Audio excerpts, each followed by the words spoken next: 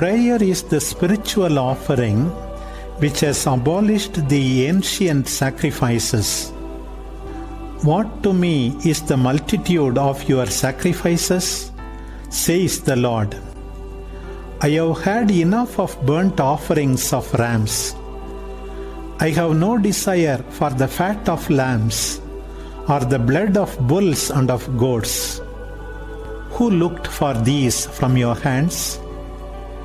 We learn from the gospel what God has asked for. The hour will come, we are told, when true worshippers will worship the Father in spirit and truth. God is spirit, and so this is the kind of worshipper He wants. We are true worshippers and true priests, praying in spirit. We make our sacrifice of prayer in spirit, an offering which is God's own and acceptable to Him. This is the offering which He has asked for and which He has provided for Himself. This is the sacrifice offered from the heart, fed on faith, prepared by truth, unblemished in innocence, pure in chastity, garlanded with love, which we must bring to God's altar in a procession of good works, to the accompaniment of psalms and hymns. It will obtain for us from God all that we ask. What will God deny to a prayer which proceeds from spirit and truth, seeing it is He who demands it? How great are the proofs of its efficacy, which we read and hear and believe?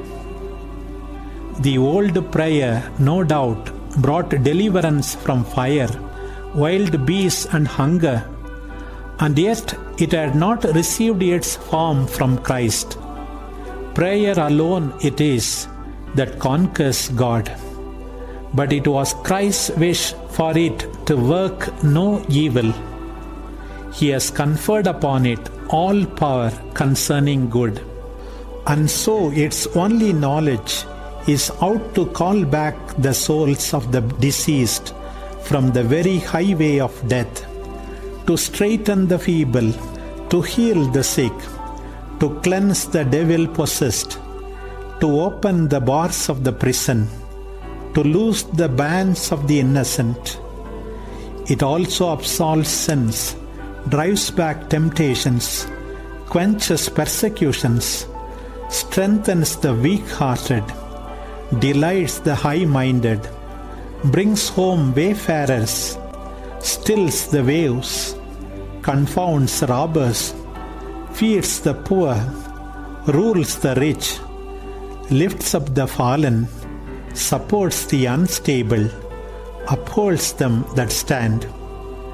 The angels too pray, all of them. The whole creation prays. Cattle and wild beasts pray and bend their knees, and in coming forth from their stalls, and lairs look up to heaven, their mouth not idle, making the spirit move in their own fashion. Moreover, the birds taking flight lift themselves up to heaven, and instead of hands spread out the cross of their wings, while saying something which may be supposed to be a prayer.